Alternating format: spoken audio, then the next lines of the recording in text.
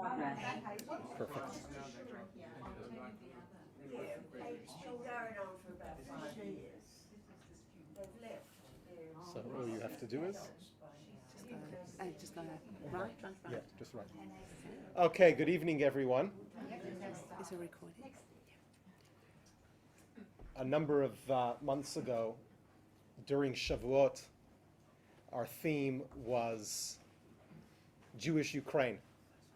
And a real highlight of the night was Beverley Sacho that gave us the Jewish history of Ukraine. After that session, a number of people who were there, who are here tonight, came up and she said, Beverly's amazing. That was super insightful. We could have sat there all night and listened to more. So organize some more, please. We'll come. We'll be there. We'll be friends. And it took a while, but the right opportunity I felt was obviously here in Chabad Malvern, all the planning underway for the different Chanukah festivities and the malls and the town hall, etc. And you notice how everyone just has a great appreciation for Chanukah, so much great memories, either as children, but even as adults. As we get older, we also start to really identify with the message of the menorah of religious freedom, of light over darkness, over what the message it means to us as adults as well. But when you speak to people, or myself, so little of the actual events, the history, the very rich history, the elements of the story, the characters that make up, the protagonists that make up this amazing, beautiful Chag really remains unknown to most. So I couldn't think of anyone else other than Beverly to come join us tonight. And obviously we understood we wouldn't be able to do it in one night. It'll be next Tuesday, the 13th as well, same time, same place. And without further ado, the mostly unknown history of Chanukah with Beverly. Okay. Hopefully I'm sitting in the right place here. Yeah, you'll have to speak up. I will speak up. I hope you can all hear me. Apparently there's a speaker here, which I'm really not used to, but that's good. Okay, so tonight we're going to talk about, I guess, there we go, the topic was the mostly unknown history of Chanukah. And the history is actually known, we just got to know where to look, I guess. So the last time I was here, I was talking on Ukraine, and now we're going to do a completely different period in history, a different topic completely, and I'm going to try and take you back many, many more years than Ukraine, and we're going back into a period that I'm going to try and remember history from school, right? We're talking about ancient Israel and ancient Greece. So we all sort of know the story of Chanukah. We think we do. We know about the miracle of the candle that burned for 8 days instead of for one. We know that there was a small little Maccabean army, and they managed to defeat the mighty Greeks. And we know there was a rededication of the temple. We know all about donuts and latkes and lighting candles and nice music, and Chanukah is like a great holiday, right? So when I was growing up, I always thought of Chanukah as this, you know, small little group that overpowers the mighty, and the miracle of Chanukah, because that's what we learn about, is the miracle of Chanukah being the candle and being the oil. But actually, it's really not as simple as all this, and we need to go way back in time to understand why, and we need to look at maybe why Chanukah is not all about the battles, is not all about the Hasmoneans. We need to know why the rabbis made it all about the oil and not all about the battles. So that's what I hope to talk to you about over the next couple of weeks. Explain why we think of Chanukah as donuts and latkes and oil, rather than the Hasmonean dynasty and the Maccabees and the battles. Okay, so let's go back in time. Okay, let's see how we get to this period. So if we look at after the Jews were exiled from the land of Israel and they were sent off into Babylonia, the Jews were allowed to come back under Cyrus, under the Persians, and the Jews settled the land of Israel again under the Persians, and they rebuilt the temple. And then there was a long period of time where they managed quite well under the Persians, and then a new power, like empires always fall, and a new power comes into being, and that power comes in the form of Alexander the Great. Okay, we all know about Alexander the Great. Even though he lived for a very short period of time, he was very young when he passed away. He literally conquered the known world in a very short space of time. And so that is the period that we're talking about, because the land of Israel was conquered by the Greek nation, by Alexander the Great. He was actually Macedonian, really. And he died quite soon after conquering this area. And because he died so young, he died without an heir. And so the empire was split into different areas under different generals. And this is the period that we're talking about. So Alexander the Great he came into power in 336. His father was assassinated in 336 BCE. Okay, right. So that's the era we're talking about, and the Chanukah story takes place in 164 BCE. Okay, so from 336 he conquers the land around 322, and then so from 322 to 164 BCE is the period that we know as like that Chanukah period. And it wasn't all bad. All right, so let's look at the story behind the story. What are the sources that we have for Chanukah? So usually as Jews, we are going to go to Jewish sources, right? So we go to the Talmud. And the Talmud, unfortunately, doesn't talk very much about Chanukah. Like there's no tractate of Chanukah. Chanukah we hear about only in the Babylonian Talmud. It's in Shabbos 21b. So it's in the tractate of Shabbos. It's not in a Chanukah tractate on its own. All right? And this is basically what they say about Chanukah. And let's see if we can learn any history from what I'm about to read to you. So what is the reason that we have Chanukah? Our rabbis taught on the 25th of Kislev. I'm going to read this because I don't remember that. On the 25th of Kislev, the days of Chanukah, which are 8, which a lamentation for the dead and fasting are forbidden. For when the Greeks entered the temple, they defied all the oils therein, and when the Hasmonean dynasty prevailed against them and defeated them, they made search and found only one cruse of oil, which lay with the seal of the high priest, but which contained for 1 day's lighting only. Yet a miracle was wrought therein, and they lit the lamp therewith for 8 days. The following year, it's complicated English, the following year, these days were appointed a festival with the recital of Hallel and Thanksgiving. That's history from there. Like, was there even a mention of the word Yehuda Maccabee? So where do we know the story from? Because it's not there.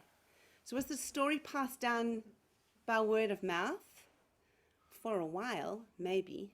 But what is the reason that it's not there necessarily? Okay, so where else can we look for the story of Chanukah? Well, there's 2 books. There's actually a few books. But Maccabees, the book of Maccabees 1 and 2, but specifically 1, we know is written at the time of this whole Chanukah story. And it was written probably by a Jew who was fighting with the army, with the sort of guerrilla army of Yehuda HaMaccabi. Now, when the rabbis had to decide what to compile into what we know of as the Bible, they left out Maccabees, the book of Maccabees. And we'll look at some reasons later as to why they may have left out the book of Maccabees, but it never made it into our Tanakh. It never got into our Tanakh. It somehow got into the Catholic Apocrypha. So it's one of those outer books, okay, what we call the Apocrypha. But it made it into the Catholic Bible, but it never made it into our Tanakh.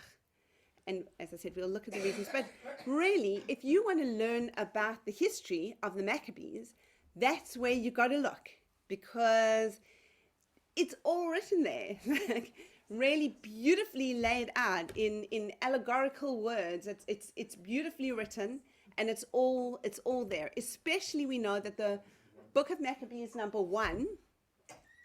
Book of Maccabees number 1 was written during that period. So always when you're looking for a source of information, something that's coming from that period, that's your prime source. Okay, what else do we have? So there's a very Jewish-looking profile there. Actually, the pictures usually that you see of this man do not look like this, but this is Josephus. Have you heard of Josephus? Yeah, okay, all right. So Josephus is a little bit problematic because he's not writing for a Jewish audience, even though he himself was Jewish. He's writing for a Roman audience. And he's not writing at exactly this time. He's writing at the time of the Roman wars. Okay, and the Roman wars are happening from 60 through 67 to 73 CE, the Roman Jewish wars. So Josephus is writing then of a period that happened like 100 and something years before. and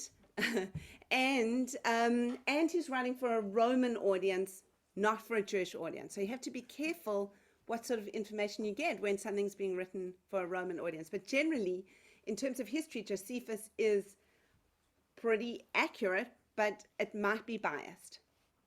So probably the least biased information we're going to get is from Maccabees rather than Josephus. And also, are there, can you go and dig up things in the land of Israel that might show us, in terms of archaeology, is there stuff that we can find? So there have been findings. There have been coins. I've got some coins, and there have been some antiquities that have been found. But in terms of archaeology, again, like you've got to data, but it doesn't tell you the story. You have to sort of know the story to know where and what to. Okay, so let's talk now about Alexander the Great.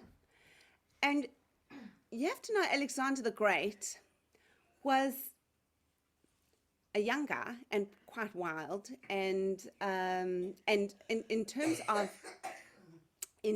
of the military, he was a military genius, obviously. If you look at that map there, that will show you the entire area that he conquered in that really small, short space of time. So we can see 356 to 323, okay? And Israel, the land of Israel, conquered in 322. Now, Alexander the Great didn't just bring with him, it wasn't just like somebody coming and conquering and now this place was like under Greece. It was a whole ideology that came with it. Alexander the Great's teacher was Aristotle. Aristotle's teacher was Plato, and Plato's teacher was Socrates. So Alexander the Great was bringing with him not just Greek culture, as in sports and Olympics and his whole ideal, soldiering and war and physicality, he was also bringing with him a whole new way of thinking, And this whole new way of thinking was called Hellenism. Okay? And Hellenism swept over that whole area that's on the map. And guess which area loved Hellenism the most?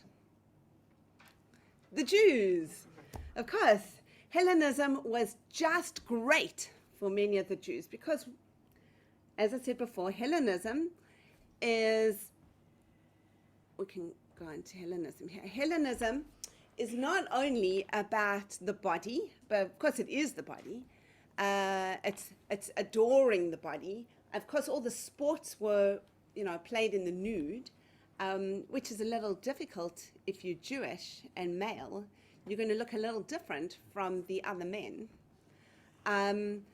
Of course, women couldn't participate in this. But the whole thing was not only about the body, but also about philosophy and about logic and about science and about beauty and building and architecture. Of course, the Jews loved this.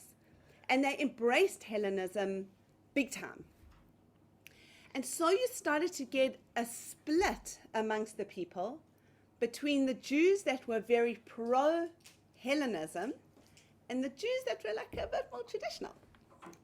And this is what you have to know about the story of CHANUKAH.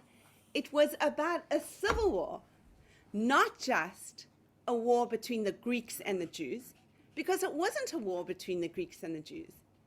It was a war between the Jews and the Jews. It was a civil war. And of course, that's not very nice to have in our history, is it? No.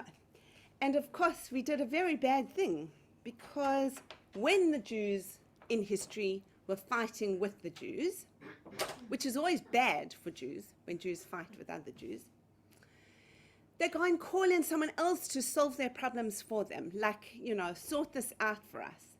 And that is just about the worst thing that you can do if you're Jewish. To get an outside party to come and sort out problems that you're having with another Jew in the land, because the Jews did it with the Romans, and the Jews did it before the Romans with the Greeks. And I'll tell you how this happened. If you look, after Alexander dies, where this empire is split up, you'll see that I've got it in color here, that the empire really was split into three main bits. You've got like Greece and Macedon is like one sort of area. You've got the Seleucid kingdom, which is giant. You see that green thing? That's the Seleucids. And then there's the orange bit, which is the Ptolemaic. Can you see the Ptolemaic over there? The orange bit. Now, where is Israel? Yeah, right in the middle of the Ptolemaic and the Seleucid kingdoms. So obviously, there's going to be fighting between the Ptolemaic and the Seleucid kingdoms in Israel. So first, the Ptolemies had it. And the Ptolemaic Empire was like kind of soft Hellenism. So it was like, let's embrace all the gorgeous things that Greece has to offer us. Let's build beautiful buildings. Let's study science. Let's study maths. Let's study philosophy. And the Jews loved that bit of Hellenism. And so the Jews and the Ptolemies became very close. And a lot of Jews made a lot of money underneath the Ptolemies because they were tax farmers and they rose to power. And what you have developing here, which hadn't developed before, is but multi-layered Jewish society where you've got like a kind of nobility developing of like wealthy people. And the wealthy tax farmers and people making a lot of money out of the Ptolemies were obviously pro the Ptolemies. And they were becoming more and more and more Hellenistic, and they were the wealthy ones that were then the nobility, that were then running the temple that were then running most of the state. And the Jews who were like traditional, they weren't making so much money. They were generally the farmers that lived in the rural areas, that didn't live in the towns, that had less to do with the Ptolemies, that didn't want all that much to do with Hellenism. And so you can see the conflict that's about to start brewing. Anyway, in 199 BCE, this area was always like the Seleucids always wanted the Ptolemaics always wanted the Seleucids, Israel's right in the middle. And in 199 BCE, the Seleucids beat the Ptolemies and sent them back down to Egypt, and now the Seleucid kingdom had the land of Israel. And the Seleucids were not as, like, it wasn't as soft a Hellenism as the Ptolemies. The Seleucids were like, you will do this, and if you don't do it, there will be trouble in this place. Now, those Hellenistic Jews, of which there were many, but not the majority of the population, decided that they needed to placate the Seleucids because now they were now like the new rulers. So they knew the Ptolemies, they didn't know the Seleucids. So they had to kind of, try and schmooze the Seleucids. So they went up to go and visit. His name was Antiochus III, not Antiochus IV. So not Antiochus from the CHANUKAH story. This is 199. They went to go and visit Antiochus III, who we know as Antiochus the Great. And he was initially quite okay with the Jews, but then he started to have some other problems. Now, what was the next empire that came after the Greeks? Rome, okay, Rome. Now, Seleucid was already starting to have some problems with Rome. And Seleucid's son landed up being given as ransom. That's never a good thing. And he got taken to Rome. And his name was Antiochus IV. Okay? So Antiochus IV is now in Rome as a kid, growing up in Rome, and not in a good way, because he is like been given as, he's been kidnapped, and he is staying in Rome. He does not become the next king. The next king is Seleucid, and it always goes like Seleucid, Antiochus, Seleucid, Antiochus. And after Seleucid dies, Antiochus IV becomes the leader of that entire Seleucid kingdom, which you can see is very big. It's massive. Okay, and the Seleucids, basically Antiochus decides he is on his way to go and take some more land from the Ptolemies, and Rome puts their foot down and says, you will not be going down to the Ptolemies. I don't want anyone more powerful in this area than us. So no, the Seleucid kingdom can't have the Ptolemaic kingdom. You have to go back. Where was he at the time? That was nice. That was like a little warning sign. He was in the land of Israel. And he was like, well, I've got this entire army, and we were going to go and fight the Ptolemies, and now what am I going to do with this bloodthirsty army sitting right in the land of Israel? Maybe I'll have a look around here. And when he was in Israel, the land of Israel, because of course it's not called Israel then, it was Judea. Yeah. When he was in Judea, he had this, this entire bloodthirsty army waiting to do something. And he sees, there is like a little mini civil war happening right here. And the civil war that is happening between the Hellenists and the traditional Jewish population. And basically he starts making some laws. And he decides he doesn't like a civil war. He'd rather side with the Hellenists. That makes sense. If you were Antiochus, you would do that. But Antiochus is not a normal person, all right? Antiochus, remember, he grew up as a hostage in Rome. He's going to have some mental health problems. So Antiochus is like, he called himself Antiochus Epiphanes, like Antiochus, the like divine, amazing, wondrous, but people called him Antiochus Epimanes, which is like the mad. He was quite crazy. He wasn't your normal ruler. There's stories of him like going into bathhouses, as they did in Hellenistic times, going into bathhouses like just, the general population, and he would just be talking to them, and then he would go, oh, by the way, I am Antiochus the Fourth. Like, that was a bit of a shock to people. You can imagine.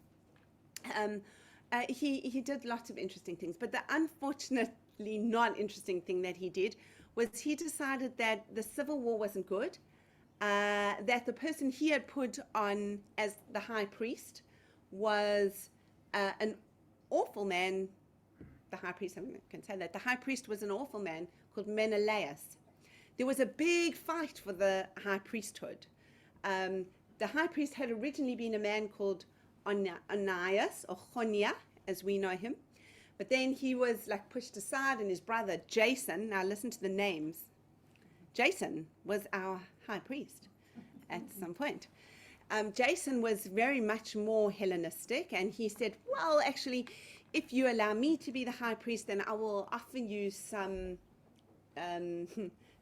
things from the temple. You can have some of our gold, you can have, some of our stores that we're keeping in the temple. And then there was an even worse, Jason was bad, but this one was much worse. His name was Menelaus. And Menelaus promised the Seleucids much more than Jason had. He said, you can come and look in the temple and see what you want. And you can take what you want from the temple if I am the high priest. So, of course, who did Antiochus the fourth make the high priest? He makes Menelaus the high priest. And when Antiochus comes into the land of Israel and he says that Menelaus, they find the Jews are not happy with Menelaus, and there's this like civil war happening, he decides to ban Judaism. Okay, so he's like, well, Jews can live here, but they can't be Jewish. They must be Greek. They must be Hellenistic. Not Greek as in nationality Greek, but they must be Hellenists. So what does he ban? He bans Shabbat. He bans Brit Milah. He bans Rosh Chodesh. He bans Mikvah. He bans all the Chagim. He bans Kashrut. Like, he bans just about everything that's Judaism.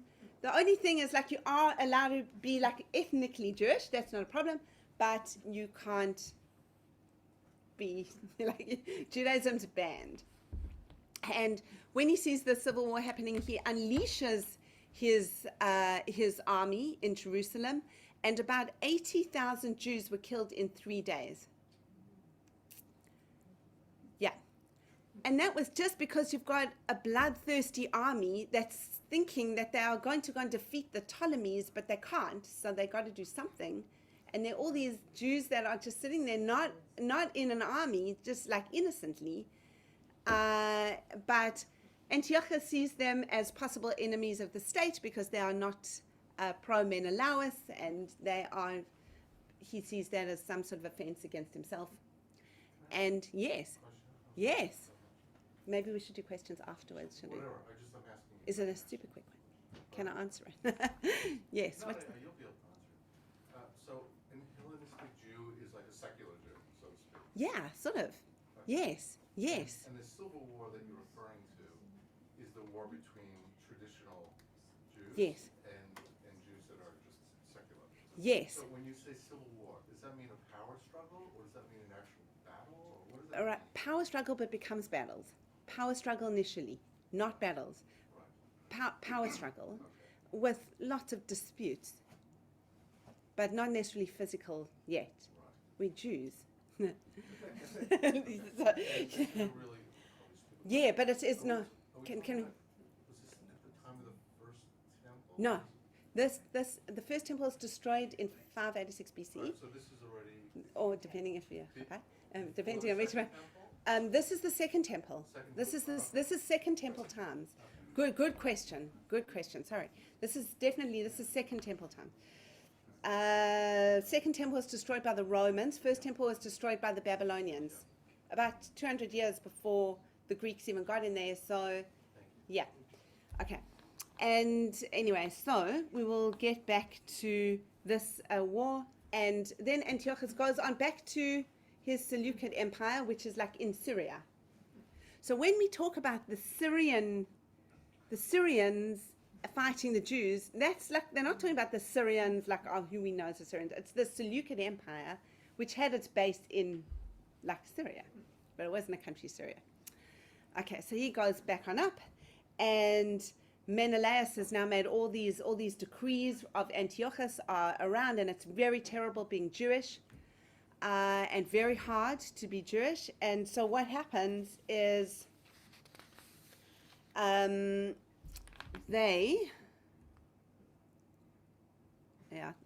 this is about Hellenism today. We're still in the Hellenistic world. That hasn't changed. Yeah? Can you see all the things that we still have the Olympics, we still like go to the gym a lot. Yeah. Dressed, slightly dressed. Yes, slightly dressed. We are wearing clothes. We are wearing clothes. This whole idea of beauty, and I've got some Botox there, beauty, and also the mind, thinking, science, maths, and sport. This is all still Hellenism. And we are still living in a Hellenistic world. That hasn't changed. But beauty, because beauty was everything for Hellenists. It was all about the body and how beautiful you could be. And that was why Brit Milah was bad, because that was mutilation of the body. Why would you do such a thing? People were going and having surgery, or whatever surgery was in those days, to reverse Brit Milah, so that they could participate in sports. Yes, absolutely. All right, we're going to talk about this perfect storm. That man on that coin is Antiochus, the fourth, the mad, Epimanes. We've got a temple down at the bottom, and we've got some Maccabees over there. And this is what happens. So,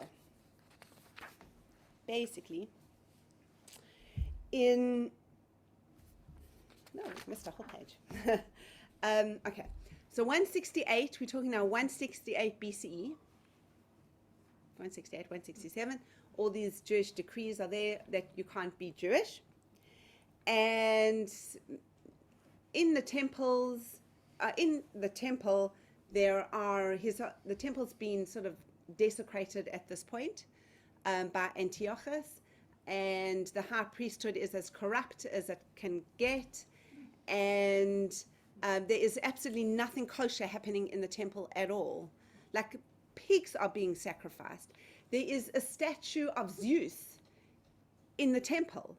The temple is not the temple then, just the building looks like the temple, but it's like it's not, there is nothing holy about the temple then, okay? And sorry. We should rip our garments. Yes, it's shocking. And basically just about any like religious worshipping place is now a temple to Zeus. And there's sacrifices happening to the gods all the time. And in a little village called Modein, which is still around. Yeah, in Modein, there is a family called the Hasmonean family, the Hashmonaim. And the head of the Hashmonaim family is a man called Matityahu. And he has got 5 sons. And there's a sacrifice that's about to happen there. A pig's going to get sacrificed to Zeus Olympus. And there's a Jew that's going to do the sacrifice. And Matityahu had enough at this point. It was like, can't actually handle this anymore. And instead of the pig, he sacrificed the Jew. No, he killed him. And a civil war, properly, physically war, broke out at that point, where Matityahu and his 5 sons took 6,000 followers with them and went into the hills and began a guerrilla warfare war against the Hellenistic Jews. Yeah, essentially. And like, they would go into a village, and if you hadn't breast your child, they took care of that. And if you were sacrificing pigs, they took care of that too. So they were guerrilla war. They were fighting a guerrilla war, but they were going to win this guerrilla war because they were brilliant soldiers. The Hashmonaim boys. They were brilliant soldiers. And they had taken these 6,000, and many, many more Jews started to join them, mostly from the countryside, because the city Jews were mostly Hellenistic, and the country Jews were mostly traditional. And so the Hellenistic Jews had no choice, because they weren't very good at fighting compared to the people that had been living, in the hills their whole lives. And so they called in the Greeks to come and help them, please. And the Greeks were only too happy to come and fight the rest of the Jews.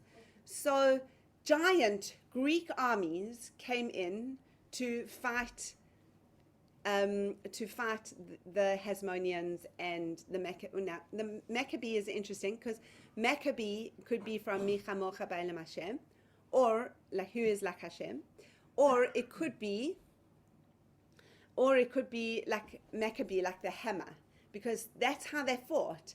It was it was guerrilla tactics. So they would like go out and knock a few people and come back into the bush. It wasn't like one-on-one fighting like the armies were used to in those days. So in those days, the armies used to fight in a phalanx. It was like a big square, and one square would be here and one square would be there, and they'd all have their armor, and then they'd go. But that didn't happen with the Maccabees, because the Maccabees knew the terrain extremely, extremely well. They were, they were agrarian. They were people that lived in this terrain, and it was all in Judea, and so they knew how to fight in this area, and they would do like really clever things. I'll tell you about some of the battles. But the Greeks were like serious soldiers. They had weapons, much better weapons than the Maccabees had. And they even had elephants, okay? They brought elephants into battle. Now, how do you win against the Greeks when they've got elephants? In fact, one of, so the first two Maccabee boys were killed in war, in the battles. Yochanan and Eleazar, I think. No, I should check. Yeah, they were killed. They were killed first. Yochanan and Eleazar were killed. And then Yehuda is the third son. And Yehuda was actually like the military genius. Eleazar was actually killed fighting. He was squashed by an elephant. It was terrible. They had this battle, and they were actually winning the battle. And he could see that all these he actually thought Antiochus was on top of this elephant, because they used to have all this like equipment on top of the elephants. There were like multiple soldiers on top of elephants with all this like equipment, and he thought Antiochus was in there. So he went underneath the elephant and he stabbed it, and he killed the elephant, but the elephant fell on him. Yeah. And so from 164, the army is being really led, 164 BCE, minus 164, right?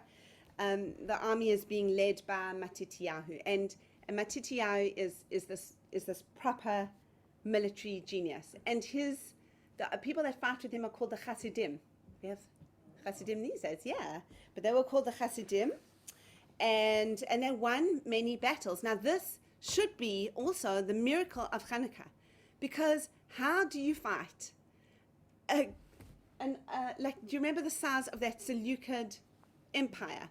How do you fight so many people with so many weapons and so much warfare and behind them? And like that is in itself an exceptional miracle, that Matityahu could go and get the small band of Jews and literally like defeat the Greeks, because there were many battles, and there were many battles that they won. Many battles. One of the most like interesting ones is this battle at Emmaus. They heard that the general Lysias was going to attack them, and they knew where the Maccabee camp was. So what they decided to do was they would go instead. They would go and attack the Greeks. I'm going to call them Greeks, but they're Seleucids. they were going to attack the Seleucids at their base, whilst the Seleucids were on their way to attacking the Maccabees. So you've got half of the people left on base, the other half of the people coming to attack the Maccabees. Around them, you got the Maccabees coming, and they go straight to the base. The people at the base, of course, are not expecting anyone there, and they kill everyone in the base. And then now that other group that's gone to go and look for the Maccabees, they can't find the Maccabees anyway, so they've now come back to base. And who's at the base? The Maccabees. So yeah, the Maccabees get them. So like, you know, he's smart, all right? They're using very good Jewish brains to outsmart and outmaneuver these seriously giant armies with infantry and cavalry and elephants. And there were many other battles like this. But all those battles were local. they're all local. They're all happening in Sorry, Judea. we're not hearing those questions over there. Oh, he said, were they local battles? And I said, yes, they were all in Judea. They're like literally all around the countryside. I've got to, you asked me over there. There we go. I must have been thinking about that question, because you can see where all the battles were if you look at that map. And if you look at that terrain, you can see, like we've been to Israel, that's what it looks like in Judea, that area, like just outside of Jerusalem, and you've got all those hills. That's the area we're talking about. I mean, sorry, this one interesting for me. The elephants. Mm. Been African elephants, not Indian elephants. Ah, that's a good question. I think they were Indian elephants, actually, because if they're coming from the Seleucid Empire, I'm thinking they're Indian. Yeah, because the Ptolemies were down below in Africa. They would have had to go and get, yeah. And actually, coming from Africa, I should sort of know this, because the elephants in Africa are nowhere near the top of Africa. The elephants in Africa are definitely below, yeah, they're like in southern Africa. That's where the elephants are. Where they come from? I don't follow the gist of this conversation. No, there's no issue. But I think they're talking Indian elephants. Can we have, maybe we can have questions right at the end. Okay, alrighty. So, it's okay, but it was an interesting question. All right, so these are the battles, and this is all happening in Judea. It's a small area, okay? Judea was small. Judea was small. And during this time, we have one of the battles with Yehuda Maccabee is one, and then he goes back to Jerusalem and he rededicates the temple in 164 BCE. Okay? That is when the Chanukah miracle happens. They go into the temple and they see that the temple is completely, it's not destroyed, it's totally desecrated, and they re-sanctify the temple, they rededicate the temple, and there is obviously one crucible of kosher oil left that's untouched, and that lasts for 8 days, and that is what we celebrate today as the miracle of Chanukah. But that is the actual battle that leads to what we know of today as the rededication of the temple, the Chanukah, the rededication. Okay, and that's what we know of as the Chanukah miracle. But this is interesting because there were many other battles that happened after this. Yehuda Maccabee is killed in 160. So Chanukah happened in, remember, 164. And in 160, he is killed in a battle. And at that stage, he's managed to get Jerusalem. Let's go back to that picture. He's managed to get Jerusalem and a tiny, teeny little enclave around Jerusalem is sort of belonging to the Jews. Now, the Greeks at this stage, the Seleucids, are tired of fighting. And they go to Yehuda HaMaccabee and they say to him, let's just call a truce. We'll stop fighting you. I mean, we'll still own all the land and you still pass taxes and everything. It's still the Seleucid Empire. But you can have Judaism again. Like we'll scrap all the anti-Jewish laws and you can be Jewish, but you in the Seleucid Empire just don't fight us anymore. Because why were they tired?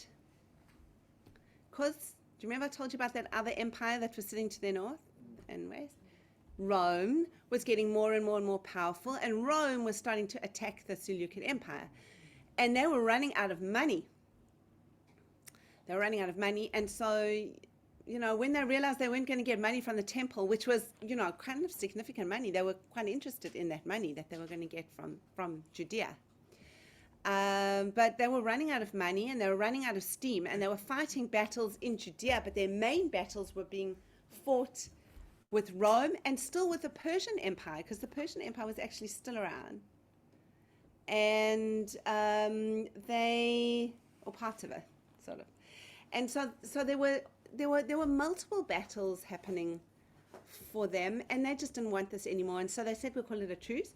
And a lot of Yehuda Maccabees Chassidim, the people that were fighting with them, said, actually, like, we kind of okay with that. We don't mind having this as a Seleucid empire, as long as we can be Jewish. That was our aim in the first place. It wasn't to have this as an autonomous territory. We're quite happy, living like how we used to live before Antiochus and the Seleucid Empire came along here and made Judaism impossible for us. And Yehuda Maccabee said, no, not on. And a lot of the Chassidim at that stage disbanded the army because they felt that their fight was done. They were wanting to fight for Judaism rather than fight for autonomy. But the Maccabees, this Hasmonean family, had decided actually that they wanted an autonomous state. They didn't want to be under another power, because being under a power means that they can take Judaism away from you again at any stage, or charge you extra taxes, or make life completely miserable for you. So they did want an autonomous state, and so things started to sort of turn a little bit and change a little bit. And then once Yehuda Maccabee died, the next brother that took over, Yonatan, continued to fight many more battles. And so I want to talk about the whole Hasmonean dynasty, because this does become an autonomous state, and it does become really interesting. So now, why were the Hasmoneans not included in Tractate 21b of Shabbos? So, I mean, we don't know the exact reason, but one of the reasons is the Hasmoneans in the time of Yehuda Maccabee were good, but they don't become so good afterwards. They do lots of things that the rabbis did not like, which we'll learn about next week if you come, because they do some super evil stuff. They become really, really, really interesting. But the good thing about the Hasmoneans is they were freedom fighters. And it was the first time that Jews had really, for a long time, had stood up for themselves and said, actually, we want autonomy and we are going to fight for this. And so when you have the 1800s coming along, and you have Jews moving back into the land of Israel, and potential wars looming over them in the land of Israel, who did they adopt as their heroes? I mean, who was the ones that were fighting for this autonomous state against a giant big empire like the Greeks? The Maccabees. So if you're going to think like Maccabi, if you're going to think your image of a Jew then should be this powerful fighter, someone who's going to stand up for what they want, who's going to be able to succeed against armies that are so much bigger. You want to pick people like the Maccabees. You're not going to pick Jews from the ghettos somewhere, or Jews that have just come out of the Holocaust, or Jews that were living in the Yishuv that were not necessarily fighters. But the image that you're going to pick at that time are Jews that could be portrayed as heroes. But it wasn't all heroism. And so when we think of Chanukah, maybe there's a reason that the Gemara talks about Chanukah in terms of the miracle of the light. Jews after this period and after Rome and the destruction of the Second Temple, for 2,000 years lived in a horrible exile. Our history is full of bad things that happened to us. And we need to know that there is always hope, and there is always light, and there are always miracles. And this is the message of Chanukah that we need as Jewish people. Not only that we're soldiers and we're strong and we can win, because we can, but through the ages, what we needed really was hope and miracle and the light of Chanukah.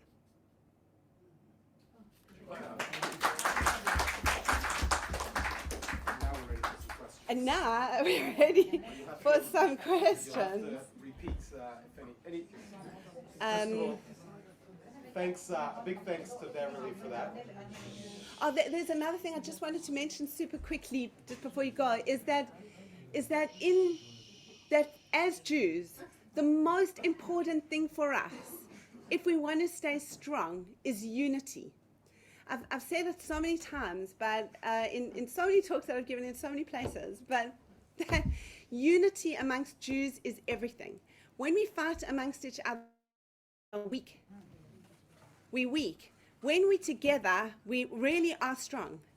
And that doesn't mean we all have to have the same ideas. We can all have completely different ideas, but we have to accept each other's ideas, and we have to be one. And when we function as one unit, we can overcome anything as Jews, and we're super strong. When we fight amongst each other, we let in all sorts of negativity and evil. Thank you. Yeah. So any, well, obviously we'll address some questions, but we'll ask Beverley to, if a question comes in, we'll ask Beverley to repeat the question. Sorry, yes, I But will. just one point, maybe the reason why we focus, just to reiterate, maybe the reason why we focus so much on the candle element of the miracle as opposed to the battles is, like you mentioned, what people don't recognize is that after the Chanukah miracle of the lights, the battles still continued, but ultimately the battles would then start to lose, and that autonomy ultimately was lost. But from the moment the sages established the lighting of the menorah, not a year has gone by in history that the menorah hasn't been lit. So whether it was during the continuing battles of the Greeks, whether it was through the Roman exile, whether it was later in history, whether it was in potato peels in Auschwitz as your menorah, from that miracle, from that time, there's never been a December. There's never been a Chanukah where the menorah wasn't lit. So that has a certain infinite ongoing value, whereas the battles, there were ones, lost. but ultimately they were lost. So it wasn't an infinite win, Yeah. so to speak. So maybe that's why we choose the menorah element. In the prayers on Chanukah. Yes. It's in the benching and it's in the Amidah. Yes. So yeah. Yeah, for the miracles of the battles. Yeah. Yeah, for the few against Yeah, many. the few against many. Any questions? Yeah, can you just remind us, what's the Torah reading for Chanukah and what's the maftir for Chanukah? What's the Torah reading for Maftir, and what's the Maftir for Chanukah? Yeah. I'm going to handball that to Shimshon. Our reading for Chanukah is about the inauguration of the Mishkan. So the inauguration of the Mishkan, that's what Chanukah is all about. So it was inaugurated in the times of Moshe Rabbeinu. So we read every day the days of the inauguration of the Mishkan. All the tribes brought dedication to it. And Chanukah was like the rededication of it. So that makes sense. Well, that's what Chanukah actually means. Chanukah actually means to Rededication. dedicate. That's the actual The translation of the Chanukah word. Tabayit. Yeah. It's interesting that you mentioned about why they don't focus on the battle versus this. It's interesting that Rashi in the Gemara in the Talmud mentions Al Eza Nes Kavua, for which miracle did they celebrate it? Now, at that time, most Jews were secular Hellenist Jews. When it says in the prayer, we say Rabim B'yad Miyatim, many in the hands of few, you're not talking about non-Jews. Mm. You're talking about Jews. Because there it says, Rabbi Tmei b'yatahoidim, impure in the hands of pure, can only be talking about Jews. Jews. Tmeim are not impure. That's right. So therefore the whole story of Chanukah was actually a civil war amongst the Jews, whether secular Judaism will win or whether religious Judaism will survive. So some things haven't changed in the world. No, totally. The battle's still there, we have to light the night.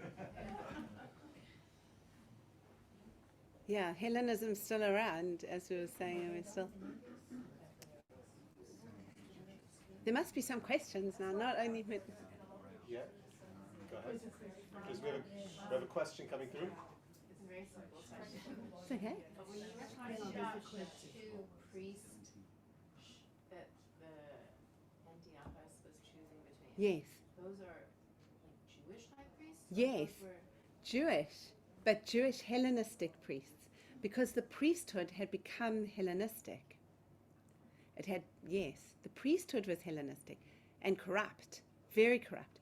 And the two priests that he was choosing between were Jason and Menelaus.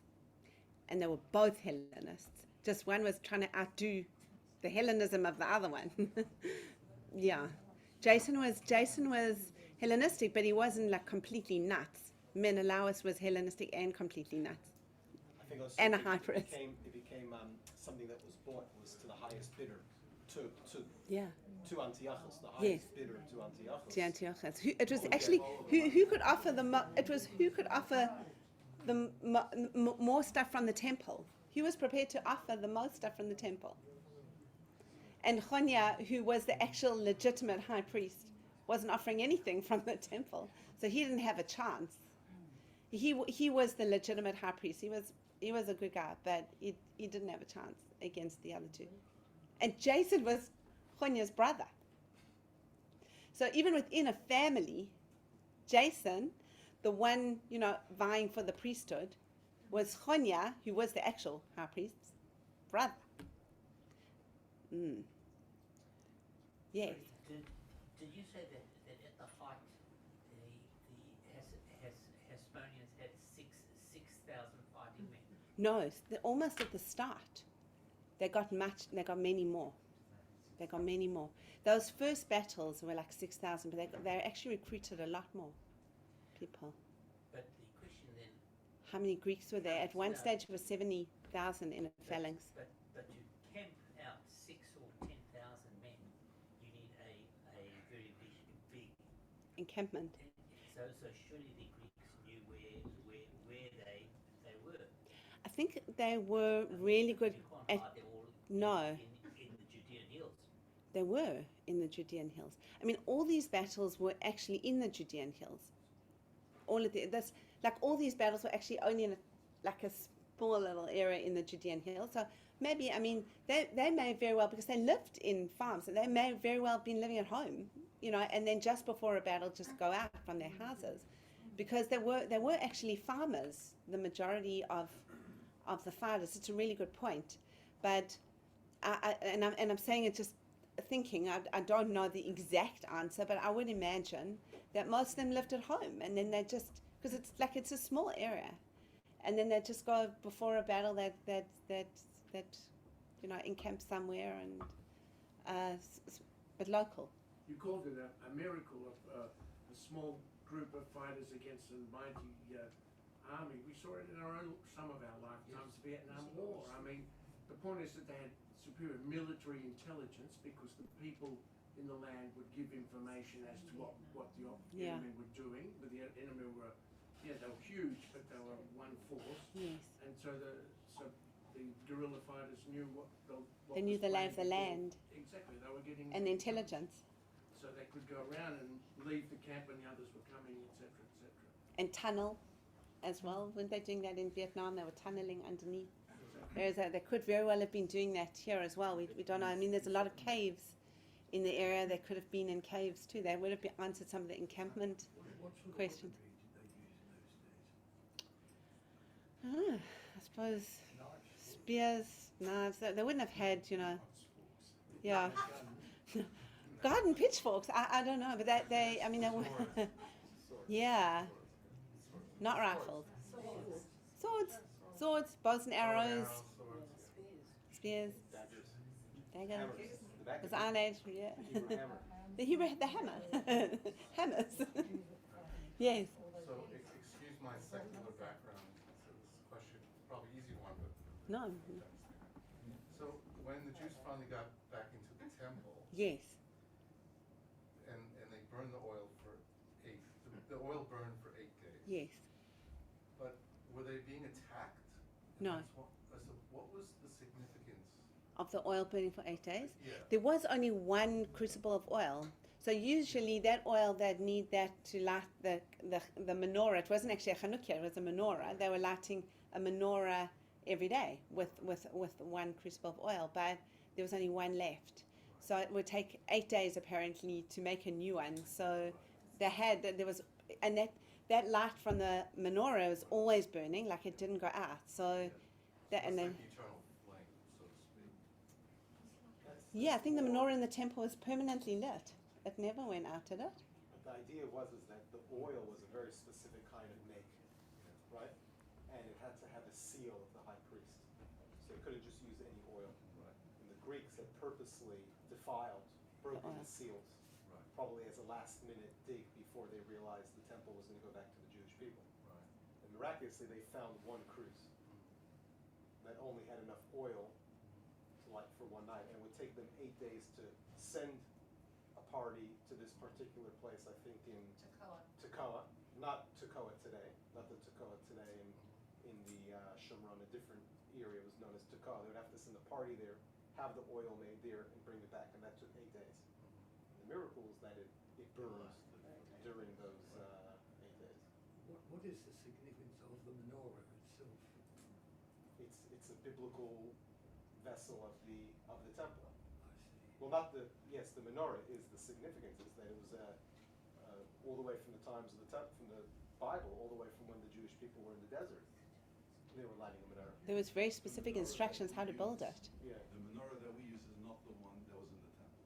The temple menorah only has 7 7, branches. yeah. We light, in fact, you're not allowed to build one like the temple had. So we light one with 8 branches, and then you have the shamash on top, which is to differentiate it from the menorah in the temple. Yeah. So we celebrate this miracle that took place rather than a commemorative for the temple menorah. And that's the difference between a menorah And and the Chanukiah. One's got 7 and one's got 9. Yeah. Yeah. We have a question in the corner. Question. So how long were the Jews under Greek oppression and not able to practice Judaism? How long was that period? How long? I think Antiochus came in 171 or something. Let me just check. I did write it down because I thought there might be a question like that. I've got so many dates here. Hang on a moment. I will find it. Let's see. That's The other started when the autonomy lasted for Three. about 200 years. yeah, the autonomy. Yes. From You find the first part, I'll tell you the next part. That's what I'm going to talk about next time. Don't no, next time. Yeah, that's the autonomy lasts until pretty much Herod. But hang on a second. I will tell you when Antiochus came in because it's kind of important. If I can find it, so, I will find it. I seem to remember that it was like 171 or something. While she's finding it, also, I think what people don't understand, and maybe they keep this from us because when we're first introduced to the story, it's in our, Hebrew day school. We're young, but the punishment for the different mitzvot, as is brought in the books of the Maccabees, the punishment were some of the most atrocious and evil punishments that the Jewish people ever experienced. For example, if a mother was caught circumcising the child, the mother would be dragged naked on a gravel floor tied to a horse. That's what it brings in the first book of the Maccabees. That's the type of oppression the Jewish people were under. Sometimes we don't understand why would the Maccabees have been so bent and gone at such a self-sacrifice to fight. Sometimes they never told us actually what was. It wasn't just that Judaism was banned, it was at great personal risk, and the torture and the pain and the punishment was, undescribable. But on another note, Hanukkah is the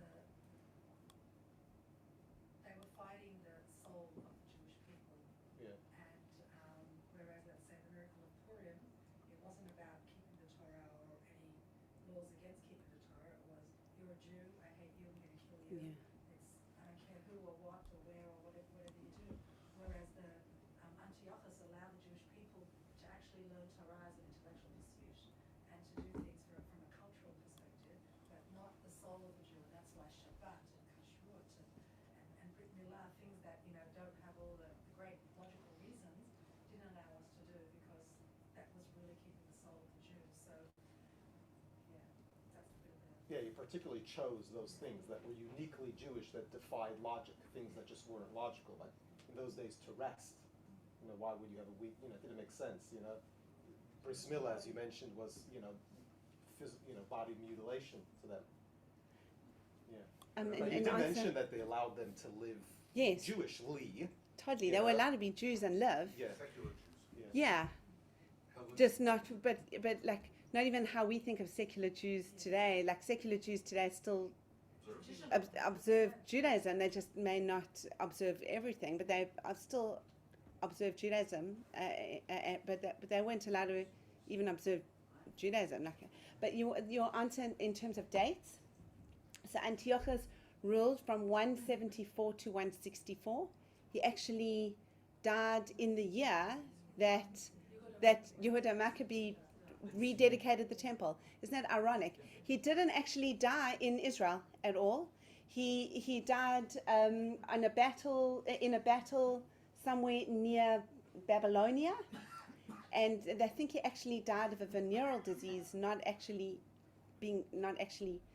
fighting. He was crazy. He was crazy. He might have had syphilis. Yeah.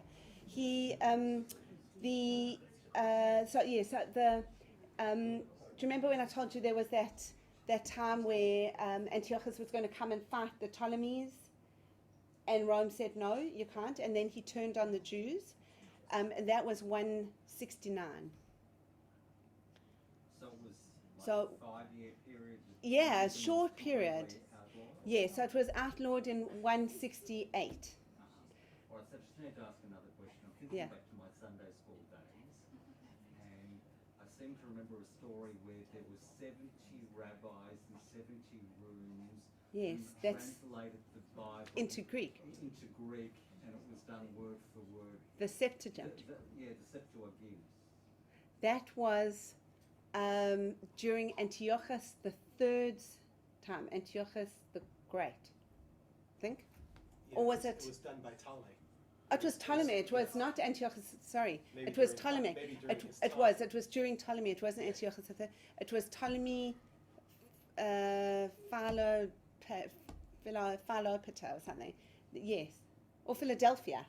It was Ptolemy Philadelphia. That was the That was a Septuagint. later period. That was a previous period, just that before Antiochus came along. But it was when Israel was still under the Ptolemies, not under the Seleucids. All right, so they were that Hellenistic that they wanted the Bible to be translated. No, the rabbis correct? didn't want to do this. They had to do it. They weren't keen to do it. They were forced. They were forced to do it. The first didn't time the Talmud was ever, the first time the Torah was ever translated. And the trouble that we have till this very day, which It's the opens up to so much interpretation, mistranslation, is even till this day, Bible translation is a translation of a translation. So it's not a translation of the Hebrew Bible, it's a translation of the Septuagint, which is the first ever Greek translation of the Torah. Yeah, and it was 70 rabbis put into And they made 10 changes. So there are 10 changes in the Torah. We have, let's say, the first one, Bereshit bara Elokim, which means in the beginning God created. So for them, they wrote Elokim bara Bereshit, God created at the beginning. Because they wouldn't be able to comprehend before beginning. begin without a beginning. But all There's 10 70 changes. translated exactly the same way. Yeah, word for And the word. 10 That was the changes were rule. also exactly the same. They all should. Although they were in separate translated rooms. the same, yeah, even though they were in separate rooms. Independently. Independently. Wow. Yeah. That was considered to be a miracle at the time. And Yeah. And that was one of the saddest days in Jewish history that they were forced to do that. Was that the only, well, no, it would have been many. Yeah, but that was like the first time that was a major point.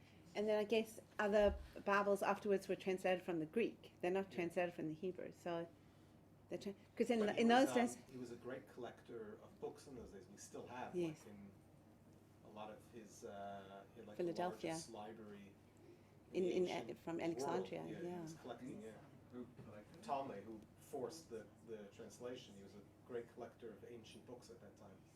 I think till today we have some of those. Those books. Yeah, it was Ptolemy, Philadelphia. Yeah. Yes, yeah. The further translations were done from the Greek. Yes, from the Greek. Yeah. The Jews never had control over. Once that went out to the world, it was Because the world was that it. all, like the whole world was Greek. You could see it from that map. Like everyone spoke Greek. Like the Jews also spoke Greek. Even the Jews' names, you can see like how their names become. And you'll see later with the, Jason, Menelaus. Menelaus is the as the high priest. But you'll see next week even the Hasmonean leaders. You'll see what happens then. But they also get Greek names. They're never really known in history by their Jewish names. They're known by their Greek names. Yeah. So Yeah. that's like Christianity's translation of the Bible in the New Testament has so many discrepancies. Yeah. That yeah. They talk about the synagogue and not the temple. No, even more things. I'm even talking about, Mary being a virgin. The actual translation is not virgin. It's the Tula is not. It's a young lass. So their whole. Oh, I can see myself there.